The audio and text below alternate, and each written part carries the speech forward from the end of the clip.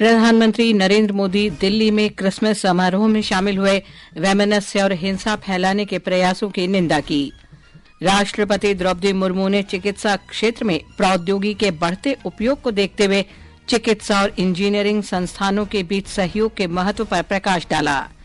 केंद्र ने 5वीं और 8वीं कक्षा में अनुत्तीर्ण विद्यार्थियों को अगली कक्षा में प्रोन्नत करने की नीति समाप्त की। सर्वोच्च न्यायालय के पूर्व न्यायाधीश वी रामासुब्रमण्यन और राष्ट्रीय मानवाधिकार आयोग के अध्यक्ष बनाए गए।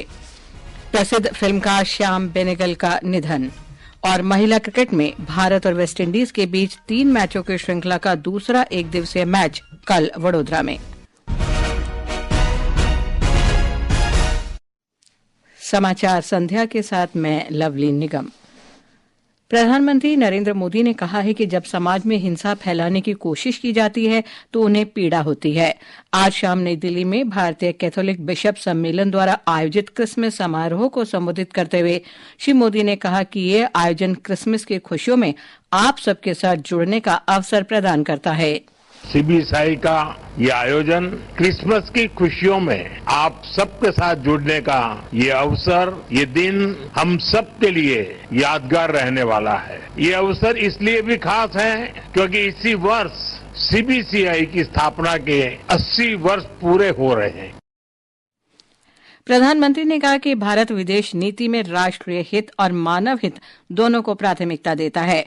उन्होंने कहा कि आज का भारत अपने नागरिकों की सुरक्षा अपना कर्तव्य मानता है, चाहे वो कहीं भी हों या वे किसी भी संकट का सामना कर रहे हों। उन्होंने कहा कि उनके लिए बहुत संतोष का क्षण था जब फादर एलेक्स प्रेम कुमार को युद्धग्रस्त अफगानिस्तान से सुरक्षित वापस लाया गया। 1 दशक पहले वो बंधक बनाए गए थे और 8 महीने तक वहां फंसे रहे थे।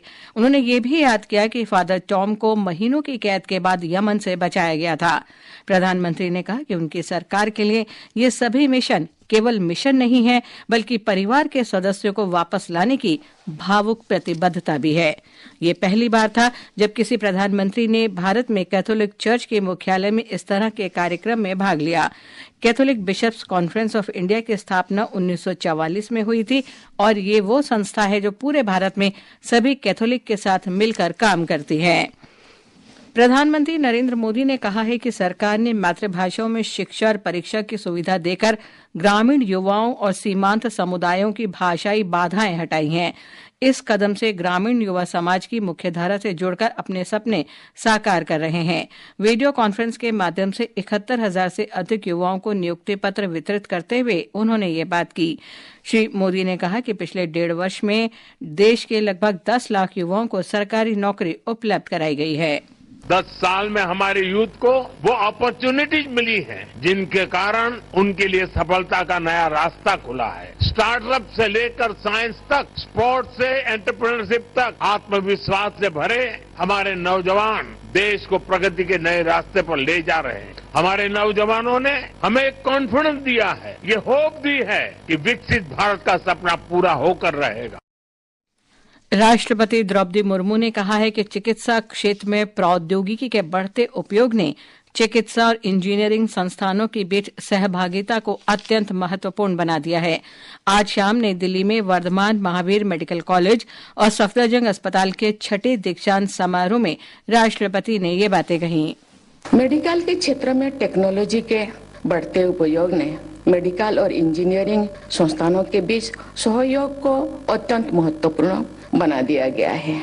Artificial intelligence, mRNA technology, robotics, 3D bioprinting में हो रहे प्रयोग चिकित्सा के क्षेत्र में बहुत बड़े परिवर्तन लाने वाला है और इनमें इंजीनियरिंग और टेक्नोलॉजी की अहम भूमिका है। ये समाचार हमारी वेबसाइट www.newsonair.gov.in और हमारे न्यूज ऑन एआईआर ऐप पर भी उपलब्ध हैं। ये आकाशवाणी है। केंद्र सरकार ने 5वीं और 8वीं कक्षा की वार्षिक परीक्षा में फेल होने वाले विद्यार्थियों को अगली कक्षा में प्रोन्नत करने वाली नीति खत्म कर दी है। शिक्षा सचिव संजय कुमार ने बताया कि 5वीं और 8वीं कक्षा की वार्षिक परीक्षा में फेल होने वाले विद्यार्थियों को 2 महीने के भीतर दोबारा परीक्षा देने का मौका मिलेगा। दोबारा परीक्षा के बाद अगर वे फिर से अनुत्तीर्ण होते हैं तो उन्हें अगली कक्षा में प्रोन्नत नहीं किया जाएगा। हम लोगों ने ये निर्णय लिया है कि 5वीं में और 8वीं में हर प्रयास करने के पश्चात यदि डिटेंशन करने की आवश्यकता पड़े तो डिटेन किया जाए, लेकिन उसमें यह भी प्रावधान किया गया है कि 8वीं कक्षा तक किसी भी बच्चे को हमारे स्कूलों से निष्कासित नहीं किया जाए। हम एक्सेस तो चाहते हैं, लेकिन राष्ट्रीय शिक्षा नीति के तहत हम ये भी चाहते हैं कि हर बच्चे का लर्निंग आउटकम कहीं बेहतर हो, उम्दा हो, और इसको प्रयास में लाने के लिए वैसे बच्चों के लिए जो पढ़ाई में शायद किसी कारणवश उतने अच्छे नहीं हैं, उस पर विशेष ध्यान भी दिया जा सकेगा। सर्वोच्च न्यायालय ने भारत में डॉक्टरों की अत्यधिक कमी को देखते हुए चिकित्सा परिषद समिति को निर्देश दिया है कि वो राष्ट्रीय पात्रता सह प्रवेश परीक्षा नीट स्नातक पाठ्यक्रमों के लिए रिक्त सीटों को भरने के लिए काउंसलिंग का विशेष दौर आयोजित करे। एक रिपोर्ट। न्यायमूर्ति BR गवई और KV विश्वनाथन की पीठ ने निर्देश दिया है कि अनिवासी भारतीयों की रिक्त सीटों को भी सामान्य श्रेणी कोटे में परिवर्तित किया जाए और उन्हें राज्य प्रवेश प्राधिकरणों के माध्यम से भरा जाना चाहिए। न्यायालय ने अपने आदेश में कहा कि जब देश डॉक्टरों की भारी कमी का सामना कर रहा है तो कीमती मेडिकल सीटें बर्बाद नहीं होनी चाहिए। प्रवेश अधिकारियों को खाली सीटों के लिए एक नई या विशेष काउंसलिंग आयोजित करने और किसी भी स्थिति में 30 दिसंबर से पहले प्रवेश प्रक्रिया पूरी करने का निर्देश दिया गया है। पीठ ने आगे निर्देश दिया कि किसी भी महाविद्यालय को विद्यार्थियों को सीधे प्रवेश देने की अनुमति नहीं दी जाएगी और प्रदेश केवल राज्य प्रवेश प्राधिकरणों के माध्यम से आयोजित किया जाना चाहिए। समाचार कक्ष से नेहा गोस्वामी। राष्ट्रपति द्रौपदी मुर्मू ने सेवानिवृत्त न्यायमूर्ति V रामासुब्रमण्यम को राष्ट्रीय मानवाधिकार आयोग का अध्यक्ष नियुक्त किया है। सेवानिवृत्त डॉक्टर न्यायमूर्ति विद्युत रंजन सारंगी और प्रियांक कानूनगो को आयोग का सदस्य बनाया गया है। न्यायमूर्ति रामासुब्रमण्यम को 23 सितंबर 2019 को सर्वोच्च न्यायालय का न्यायाधीश नियुक्त किया गया था। वे 29 जून 2023 को सेवानिवृत्त हुए थे। ये समाचार आकाशवाणी से प्रसारित किए जा रहे हैं। ये आकाशवाणी है। राष्ट्रीय किसान दिवस के अवसर पर आज कृषि, परिवार कल्याण और ग्रामीण विकास मंत्री शिवराज सिंह चौहान ने किसान सम्मान दिवस और किसान तथा ग्रामीण विकास लाभार्थी सम्मेलन में भाग लिया। इसका आयोजन कृषि अनुसंधान परिषद, कृषि प्रौद्योगिकी अनुप्रयोग अनुसंधान संस्थान पुणे में किया गया। इस अवसर पर श्री चौहान ने कहा कि मोदी सरकार ने कृषि के लिए बजट आवंटन को 1,27,000 करोड़ रुपए बढ़ा दिया है। उन्होंने आग्रह किया कि किसानों को धीरे धीरे प्राकृतिक खेती की दिशा में बढ़ना चाहिए। कृषि मंत्री ने कहा कि प्रधानमंत्री आवास योजना ग्रामीण के अंतर्गत महाराष्ट्र के लिए मौजूदा वित्त वर्ष में 13,29,668 मकानों के निर्माण की स्वीकृति दी गई है। रक्षा मंत्रालय ने कहा है कि स्वर्णिम भारत विरासत और विकास गणतंत्र दिवस 2025 के लिए झांकियों का विषय होगा। परेड के दौरान कर्तव्य पथ पर अपनी झांकी दिखाने के लिए 15 राज्यों और केंद्र शासित प्रदेशों का चयन किया गया है। इन राज्यों में आंध्र प्रदेश, बिहार, चंडीगढ़, दादर नगर हवेली तथा दमन दीव, गोवा, गुजरात, हरियाणा, झारखंड, कर्नाटक आदि शामिल हैं।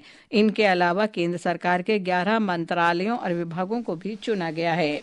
हिमाचल प्रदेश के ऊपरी इलाकों में आज बर्फबारी, निचले इलाकों में बारिश के कारण तापमान में बड़ी गिरावट आई है। हमारे संवाददाता ने बताया है कि बारिश और बर्फबारी से किसानों के चेहरे खिल उठे हैं। राजधानी शिमला सहित लाहौल स्पीति, किन्नौर, कुल्लू, मंडी और चंबा जिले के ऊंचाई वाले क्षेत्रों में रुक रुक कर बर्फबारी हो रही है, जबकि निचले मैदानी इलाकों में कहीं कहीं वर्षा हो रही है। हिमपात व वर्षा के कारण समूचा प्रदेश कड़ाके की ठंड की चपेट में है। ये वर्षा व बर्फबारी फसलों के लिए संजीवनी साबित होगी और इससे किसानों व बागवानों ने राहत की सांस ली है। शिमला जिले के प्रसिद्ध पर्यटक स्थल कुफरी, नारकंडा और चांशल में ताजा बर्फबारी के चलते सड़कों पर फिसलन बढ़ गई है, जिससे यातायात भी प्रभावित हुआ है। मौसम विभाग ने आगामी 24 घंटों के दौरान प्रदेश के उच्च पर्वतीय क्षेत्रों में हिमपात जबकि निचले इलाकों में वर्षा की संभावना जताई है। रितेश कपूर, आकाशवाणी समाचार, शिमला। सुप्रसिद्ध फिल्म निर्देशक श्याम बेनेगल का आज मुंबई में निधन हो गया। वे 90 वर्ष के थे। श्याम बेनेगल ने मुंबई के एक निजी अस्पताल में अंतिम सांस ली। उनका किडनी की बीमारी का इलाज चल रहा था। समाचार कक्ष से श्रद्धांजलि। हिंदी फिल्मों के सुप्रसिद्ध निर्देशक श्याम बेनेगल का आज लंबी बीमारी के बाद 90 वर्ष की आयु में निधन हो गया। श्री बेनेगल समानांतर सिनेमा के अग्रणी निर्देशकों में शुमार किए जाते हैं। श्री बेनेगल ने अंकुर, मंडी, निशांत, जुनून, मंथन, भूमिका, वेलकम टू सज्जनपुर, नेताजी सुभाष चंद्र बोस, जुबेदा, सरदारी बेगम, मम्मू और सूरज का 7वां घोड़ा जैसी फिल्में दी। उनके द्वारा निर्देशित दूरदर्शन धारावाहिक भारत एक खोज टेलीविजन इतिहास की अविस्मरणीय प्रस्तुति है। श्री बेनेगल का जन्म 14 दिसंबर 1934 को हुआ था। आइए सुनते हैं उनकी फिल्म का एक संवाद। तुम मेहमान हो इस घर की? मेहमान हूँ? हाँ। अपनी सगी बहन के घर में मैं मेहमान हूँ? अच्छा, जिनका अपना घर नहीं होता उनका तो कोई घर ही नहीं। कोई नया बहाना नहीं मिलता तुम लोग को? 3 महीने का वीजा बढ़ा दो साहब। 25 दिन के ऊपर का तो कानून ही नहीं है। श्री बेनीगल को 1976 में पद्मश्री सम्मान दिया गया। वे अपने योगदान के लिए भारतीय सिनेमा के सर्वोच्च पुरस्कार दादा साहेब फाल्के पुरस्कार से नवाजे गए। सर्वश्रेष्ठ हिंदी फीचर फिल्म के लिए राष्ट्रीय फिल्म पुरस्कार 5 बार जीतने वाले वे एकमात्र फिल्म निर्देशक हैं। महिला क्रिकेट में भारत और वेस्टइंडीज के बीच 3 एकदिवसीय मैचों की श्रृंखला का दूसरा मैच कल वडोदरा में खेला जाएगा।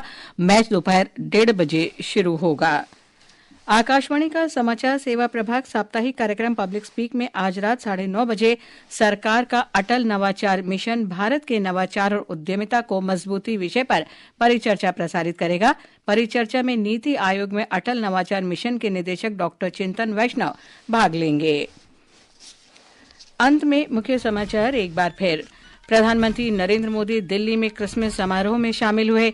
वैमनस्य हिंसा फैलाने के प्रयासों की निंदा की। राष्ट्रपति द्रौपदी मुर्मू ने चिकित्सा क्षेत्र में प्रौद्योगिकी के बढ़ते उपयोग को देखते हुए चिकित्सा और इंजीनियरिंग संस्थानों के बीच सहयोग के महत्व पर प्रकाश डाला। केंद्र ने 5वीं और 8वीं कक्षा में अनुत्तीर्ण विद्यार्थियों को अगली कक्षा में प्रोन्नत करने की नीति समाप्त की। सर्वोच्च न्यायालय के पूर्व न्यायाधीश वी रामासुब्रमण्यम राष्ट्रीय मानवाधिकार आयोग के अध्यक्ष बनाए गए। प्रसिद्ध फिल्मकार श्याम बेनेगल का निधन। और महिला क्रिकेट में भारत और वेस्टइंडीज के बीच 3 मैचों की श्रृंखला का दूसरा एकदिवसीय मैच कल वडोदरा में। इसके साथ ही समाचार संध्या का अंक समाप्त हुआ। नमस्कार।